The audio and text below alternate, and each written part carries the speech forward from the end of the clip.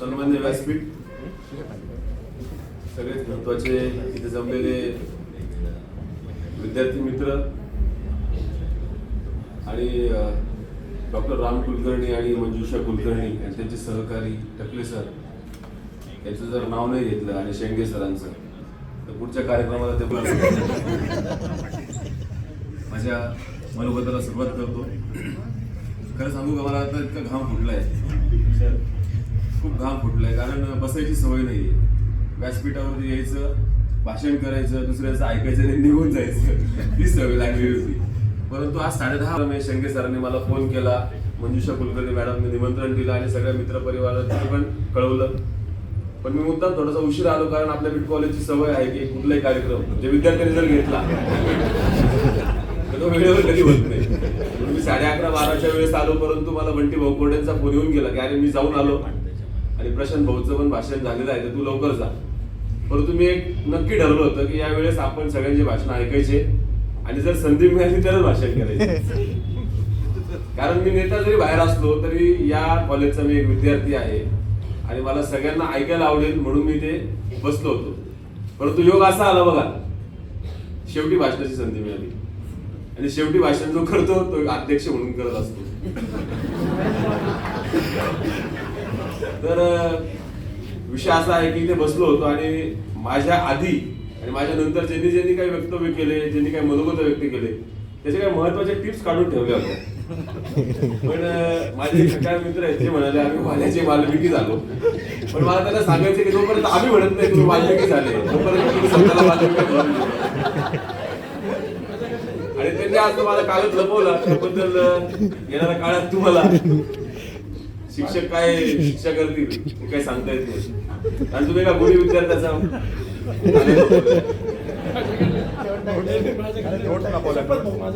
आणि जर इथे कुठे पडला असेल तरी द्या, सांगतोय मी तुम्हाला. तो उद्या घेऊ, आता बोल नसेल तर राहू द्या, काय सापडलं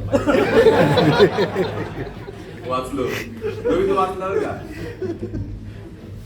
कारण तो क्रम लिहिला होता सगळा. मला रवीचं जेव्हा भाषण चालू झालं, म्हणजे मी जेव्हा आलो इथे तेव्हा रवीचं भाषण चालू होतं आणि मला आपल्या महाराष्ट्राचे आणि देशाचे एक नेते रामदास आठवले यांची आठवण झाली. आणि जर रामदास आठवले या ठिकाणी असते तर त्यांनी एक काव्य इथं व्यक्त केलं असतं. ते मला जे आता सुचलं मी ते व्यक्त करतो. सर, आपण जमलो आहे सगळे कॉलेजचे मित्र, आपण जमलो आहे सगळे कॉलेजचे मित्र, आपण रंगूया कॉलेजचे चित्र. आता घेऊया शाबासक्या, आता परत काढू नका उठ भाषा. आपल्या शिक्षकांनी लावली शिस्त म्हणून आता आपण नाही झालो बेशिस्त. आता जिथं जाऊ तिथं करू नेतृत्व, कारण आपण घडलो आहे बीड कॉलेजचे व्यक्तिमत्व. आपल्या बिडको कॉलेजचे जे काय आपल्याला दिलं त्याबद्दल सांगतो. आता करू नगरसेवकाची तयारी, कारण बिडको कॉलेज आपल्या मागे आहे बिडको कॉलेजच्या शिक्षकांची शिजोरी. असं हे मला काव्य सुचलं. मला खरं सांगायचं झालं तर या बिडको कॉलेजची भौगोलिक परिस्थिती जर आपण विचार केला, सगळ्यांनी सगळ्यांबद्दल सगळ्या आठवणींबद्दल सांगितलं आणि मी जर आता त्या आठवणी सांगायला सुरुवात केली तर इथे परत खूप वेळ होऊन जाईल. पण मला मोजके 2 मिनिटांमध्ये माझं मनोगत व्यक्त करायचं आहे. बिडको कॉलेजची जर भौगोलिक परिस्थिती जर आपण बघितली तर सगळ्यात पहिली गोष्ट म्हणजे या कॉलेजच्या आवारामध्ये एक बँक आहे, बाजूला पोलीस स्टेशन आहे, समोर हॉस्पिटल आहे, जवळच बस स्टँड आहे आणि नाशिक पुणे हायवे देखील आहे. आणि या बीड कॉलेजला जागेची काही कमतरता नाही. आणि अशा बीड कॉलेजमध्ये आपण घडलो. मी तर सौभाग्यशाली समजतो, त्याला भाग्यवान समजतो. आणि माझ्यासारखे अनेक असे माझे मित्र आहेत की जे स्वतःला खूप भाग्यवान समजतात. आपण समजलं पाहिजे खरं तर, कारण आमचे आजोबाई या ठिकाणी शिकले, आमचे वडील, आमचे काका, आमच्या आत्या आणि बरेच ज्यांच्याशी आमचे संबंध जुळले ते पण या कॉलेजचेच विद्यार्थी होते. म्हणजे एखाद्या कॉलेजचं रियुनियन घरातच किती मोठं आहे याचा एक आपल्याला आढावा घेता येईल. आणि अशा सौभाग्यशाली जीवनामध्ये म्हणजे असं कॉलेजचं एक प्रतिभावंत एक व्यासपीठ मिळणं की जिथे आजूबाजूचे सगळे समविचारी आणि एकाच कॉलेजचे एका शाळेचे विद्यार्थी म्हणून आपण जगतो आहोत आणि जीवनामध्ये बरोबर येत आहोत, ती फार मोठी एक भाग्याचं लक्षण आहे. कारण विचार, शिक्षक या सगळ्यांचे कॉमन म्युच्युअल जे असतात ते आपल्याला पुढे जाण्यासाठी मदत करत असतात. म्हणून ती गोष्ट मला फार महत्वाची वाटते. मला प्रामुख्याने एक सांगायचं आहे की आपल्या कॉलेजने गेल्या 60 वर्षामध्ये आपण हिरक महोत्सव साजरा करतो आहे. आपलं कॉलेज हे फक्त काही नाशिक पुरतं आणि नाशिक रोड पुरतं मर्यादित नाही. आपली संस्था ही खूप मोठी आहे आणि अनेक विद्यार्थी, अनेक शिक्षक या संस्थेमध्ये शिक्षण घेत आहेत. आज काळ बदलतो आहे. मागचे काही 50 वर्षाचा काळ वेगळा होता, आता येणारा काळ फार वेगळा आहे. त्यामुळे आपल्या कॉलेजने तशा पद्धतीची वाटचाल आता करणं प्रामुख्याने गरजेचं आहे. खऱ्या अर्थाने सांगायचं झालं तर कॉलेजचे जे काही फाउंडर्स होते, मी मागच्या वेळेस जेव्हा इथे आलो होतो तेव्हा कुलकर्णी सरांचं मला असं वाटतं जयंती होती, परंतु मला ती लक्षात आली नाही. आणि कुलकर्णी सर असतील, पंडित सर असतील आणि त्यांच्या आधीचे जे कोणी असतील, त्या व्यक्तिमत्वांनी या कॉलेजला ज्या काही पद्धतीने पुढे नेऊन ठेवलेलं आहे ते खऱ्या अर्थाने गोखले एज्युकेशन सोसायटीला देशाच्या पातळीवरती एक सन्मानाचा दर्जा मिळवून दिलेला आहे. आज मला एक सांगायचं आहे की भोसले जी आपली संस्था आहे, भोसले एज्युकेशन सोसायटी असेल, मोविप्रा असेल किंवा VN नाईक असेल, या नाशिक जिल्ह्यातल्या ज्या काही सर्वकष अशा मानल्या जाणाऱ्या ज्या शैक्षणिक संस्था आहेत त्यामध्ये गोखले एज्युकेशन सोसायटीचं नाव पण घेतलं जातं. आणि अशा सौभाग्यशाली जीवनामध्ये म्हणजे असं कॉलेजचं एक प्रतिभावंत एक व्यासपीठ मिळणं की जिथे आजूबाजूचे सगळे समविचारी आणि एकाच कॉलेजचे, एका शाळेचे विद्यार्थी म्हणून आपण जगतो आहोत आणि जीवनामध्ये बरोबर येत आहोत, ही फार मोठी एक भाग्याचं लक्षण आहे. कारण विचार, शिक्षक या सगळ्यांचे कॉमन म्युच्युअल जे असतात ते आपल्याला पुढे जाण्यासाठी मदत करत असतात. म्हणून ती गोष्ट मला फार महत्वाची वाटते. मला प्रामुख्याने एक सांगायचं आहे की आपल्या कॉलेजने गेल्या 60 वर्षामध्ये आपण हिरक महोत्सव साजरा करतो आहे. आपलं कॉलेज हे फक्त काही नाशिक पुरतं आणि नाशिक रोड पुरतं मर्यादित नाही. आपली संस्था ही खूप मोठी आहे आणि अनेक विद्यार्थी, अनेक शिक्षक या संस्थेमध्ये शिक्षण घेत आहेत. आज काळ बदलतो आहे. मागचे काही 50 वर्षाचा काळ वेगळा होता, आता येणारा काळ फार वेगळा आहे. त्यामुळे आपल्या कॉलेजने तशा पद्धतीची वाटचाल आता करणं प्रामुख्याने गरजेचं आहे. खऱ्या अर्थाने सांगायचं झालं तर कॉलेजचे जे काही फाउंडर्स होते, मी मागच्या वेळेस जेव्हा इथे आलो होतो तेव्हा कुलकर्णी सरांचं मला असं वाटतं जयंती होती, परंतु मला ती लक्षात आली नाही.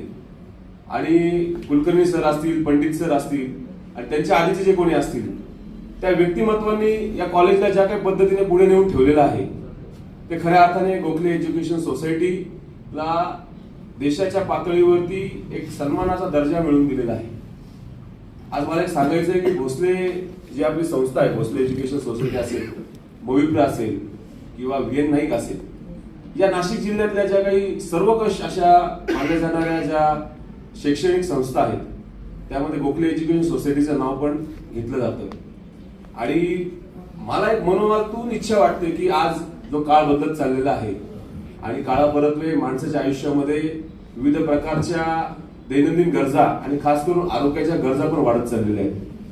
आणि जर आपल्या कॉलेजमध्ये जर पुढे जाण्यासाठी जर काही विचार मला द्यावासा वाटेल एक विद्यार्थी म्हणून, तर कॉलेजने वैद्यकीय क्षेत्रामध्ये आपलं पाऊल टाकलं पाहिजे. कॉलेजने पहिले ग्रॅज्युएशन पर्यंत आले, त्याच्यानंतर तुम्ही इंजिनिअरिंग मध्ये गेले, डिप्लोमा मध्ये गेले, तुम्ही NCVC मध्ये गेले, तुम्ही तंत्रज्ञानामध्ये गेले, परंतु आरोग्यामध्ये कॉलेज आपलं अजूनही नाहीये. आणि मला असं वाटतं राम कुलकर्णी सारखे, मंजुषा कुलकर्णी सारखे, कलाराम सारखे जे काही प्रतिभावंत मॅनेजमेंट लीडर्स या ठिकाणी आहेत, जर त्यांनी एक बैठक घेतली आणि हा जर विचार त्यांनी जर मॅनेजमेंट कमिटी पुढे जर मांडला, तर मला असं वाटतं की या गोखले एज्युकेशन सोसायटीला ही काही फार काही अवघड गोष्ट नाहीये. आणि राम कुलकर्णी सरांच्या नेतृत्वाखाली म्हणा किंवा जे काही त्यांचे सहकारी असतील त्या तोडीचे, तोलामोलाचे, त्यांच्या माध्यमातून एक आरोग्य संस्था या ठिकाणी उभी राहू शकते, ज्या आरोग्य संस्थेमुळे बऱ्याच गोरगरिबांना रोजगारही मिळेल आणि गोरगरिबांचे प्रश्न सुटण्यासाठी एक नाशिककरांना एक मोठं व्यासपीठ देखील उपलब्ध होईल. दुसरी महत्वाची गोष्ट, आज माझे इथे मित्र बसलेले आहेत, ते मला म्हणाले की आम्हाला जर गोल व्हायला लागले तर आम्ही टाळ्या वाजवू. त्यांनी टाळ्या वाजवलेल्या आहेत, परंतु ते मला म्हणाले की आमची नावं जर घेतली तर तुला अजून टाळ्या वाजून खाली आणू. पण मला त्यांनी सांगू न सांगू पण त्यांची नावं मला घ्यावीच लागतील, कारण त्याशिवाय माझ्या आयुष्याचा इथला चित्रपट काय पूर्ण होणार नाही. इथे नितीन धानापुले बसलेले आहेत, संदीप आहेर बसलेले आहेत, रोहन जाधव तर नंतर आला आमच्यामध्ये, रवी आलाच नाही कॉलेजला. परंतु हे सगळे माझे सहकारी होते आणि मी इथे 11वी सायन्स 12वी सायन्स 2 वर्ष इथे केलं. परंतु 11वी सायन्स 12वी सायन्स असलो तरी पण इथे आल्यानंतर मला इथे पहिले नितीन धानापुणे, संदीप आहेर, श्याम वाघ, बंटी कोरडे, प्रशांत भोदिवे यांच्याबरोबरच कॉलेज पार करावं लागायचं आणि थोडा वेळ फक्त वर्गात बसायला मिळायचा. परंतु या कॉलेजमध्ये जे काही शिकायला मिळालं, जे काही समजून घेण्याची एक ताकद या कॉलेजने दिली ती खरी वाखाणण्याजोगी आहे. मला एक गोष्ट सांगावीशी वाटते की आज आपण हा जो काही हीरक महोत्सव घेतोय, आज आपण या सेमिनार हॉलमध्ये घेतोय सर, परंतु असे खूप काही विद्यार्थी आहेत की जे खऱ्या अर्थाने ते येऊ पाहत होते परंतु येऊ शकले नाही. मी शेंडगे सरांना सांगितलं की म्हटलं आपल्याला एका ऑर्गनाइज पद्धतीने जर आपण हे जर सेमिनार घेतलं, हा जर विचारांचा आदान-प्रदानाचा महोत्सव घेतला तर खऱ्या अर्थाने वेळेची बचत होईल आणि इथे येणाऱ्या लोकांचा वेळ महत्वाचा असेल तर त्यांनाही इथे कम्फर्टेबल फील होईल. येणाऱ्या काळामध्ये जर तुम्ही सगळे एकत्र येऊन जर आपण त्या सगळ्या गोष्टीला ऑर्गनाइज केलं तर खूप मोठी संख्या या ठिकाणी उपलब्ध होईल आणि जे खऱ्या अर्थाने दर्दी आहेत कॉलेजसाठी ते देखील इथे उपस्थित राहतील. आता रोहन बोलला की तुम्ही भाषणामध्ये एक डिक्लेअर करा, जर कॉलेजने यावरती एक चांगला मोठा हॉल जर बांधला तर त्या कॉलेजला आमच्या सर्व विद्यार्थ्यांच्या कॉन्ट्रीब्युशन मधून आम्ही एक स्वतःची लिफ्ट डोनेट करू या ठिकाणी. ती सगळ्या आबालवृद्धांसाठी, ज्येष्ठांसाठी जाण्यासाठी येण्यासाठी त्याची एक फार मोठी मदत होईल. कारण आता परत्वे पायाचे पण प्रॉब्लेम चालू होतात आणि मग काही लोकांना वरती येता येत नाही.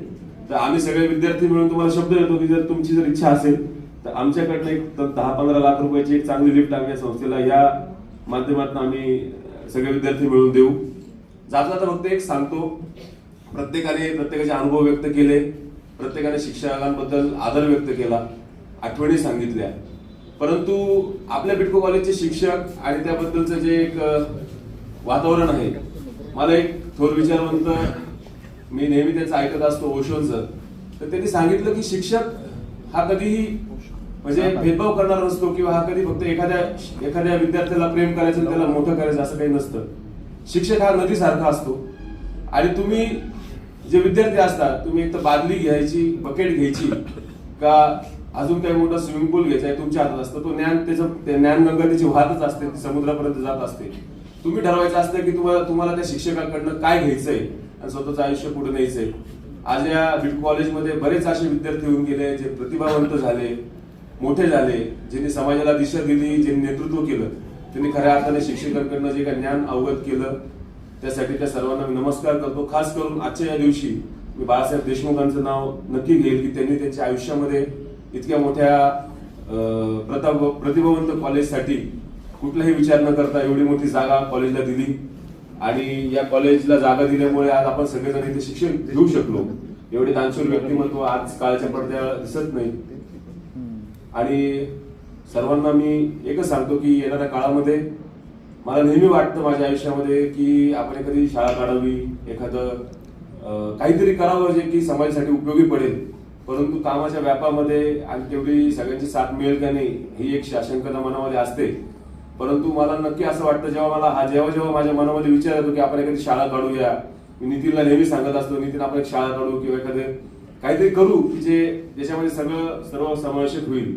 परंतु मला जेव्हा तो हा विचार होतो तेव्हा मला एकच माझ्या मनाला सांगावं वाटतं की आपण स्वतःची शाळा काढण्यापेक्षा, स्वतःची संस्था काढण्यापेक्षा आपण ज्या शाळेमध्ये शिकलो, ज्या कॉलेजमध्ये वाढलो, त्या कॉलेजला आपण ते विचार, ते बळ आपण दिलं पाहिजे आणि ती संस्थाच आपण मोठी केली पाहिजे हा विचार मला वाटतो. आणि मला असं वाटतं आपण सगळ्यांना देखील हा विचार जर पटला तर येणाऱ्या काळामध्ये जसं भोसले एज्युकेशन सिस्टीम चालू आहे की आज रतन टाटा गेले, त्यांनी देशाला विचार देऊन गेले की बाबा माझी एवढी मोठी संस्था, मी कधी म्हटलो नाही की टाटांची संस्था आहे. आणि टाटांनी काय केलं, टाटांनी ही संस्था ही अशी न्यूट्रल ठेवली की त्याच्यामध्ये असं कोणी अध्यक्ष दिसत नाही आणि कोणी शहनशाह पण वाटत नाही टाटांनी. तसं मला एक छोटासा विद्यार्थी म्हणून सांगावं असं वाटतं की गोखले एज्युकेशन मध्ये आता आपले कुलकर्णी सर गेले जे या संस्थेचे सर्व होते. पुढे येणाऱ्या काळामध्ये कोणी ना कोणीतरी ते होईलच. परंतु कालापरत्वे आज राम कुलकर्णी सर असतील, उद्या त्यांचा एक दौर जाईल, पुढचा एक दौर येईल. परंतु तुम्ही हे सगळे जे लोक हे प्रतिभावंत लोक आहेत आणि यांना विचारांची देण आहे कारण त्यांच्या आयुष्यामध्ये त्यांनी ते जुनं बघितलेलं आहे. पुढे येणारे किती प्रतिभावंत असतील आणि किती ते जुने जाणते असतील ते आपल्याला सांगता येत नाही. परंतु जर तुम्ही हे कॉलेज अशा लेवलला, याची मॅनेजमेंट अशा लेवलला नेली की या कॉलेज जोपर्यंत चंद्र आहे, जोपर्यंत सूर्य आहे, जोपर्यंत पृथ्वी आहे, तोपर्यंत ही संस्था ही अव्याहतपणे कुठल्याही अडथळ्यांशिवाय चालू राहिली पाहिजे. आणि कॉलेजमध्ये सगळे जे मॅनेजमेंट आहे ही सगळी ऑटोनॉमस सिस्टीम तयार झाली पाहिजे. या पद्धतीने तुम्ही विचार केला तर या संस्थेला या पूर्ण देशामध्ये पसरायला वेळ लागणार नाही, अशी देखील मी या ठिकाणी इच्छा व्यक्त करतो. जाता आता तुम्हाला सर्वांना नवीन वर्षाच्या खूप खूप शुभेच्छा व्यक्त करतो. गुरुजनांना मनापासून नमस्कार व्यक्त करतो आणि पुन्हा नवीन वर्षात भेटण्याची तुम्ही आम्हाला संधी उपलब्ध करून द्याल अशी देखील इच्छा व्यक्त करतो. आणि माझे 2 शब्द या ठिकाणी संपवतो. खूप खूप धन्यवाद.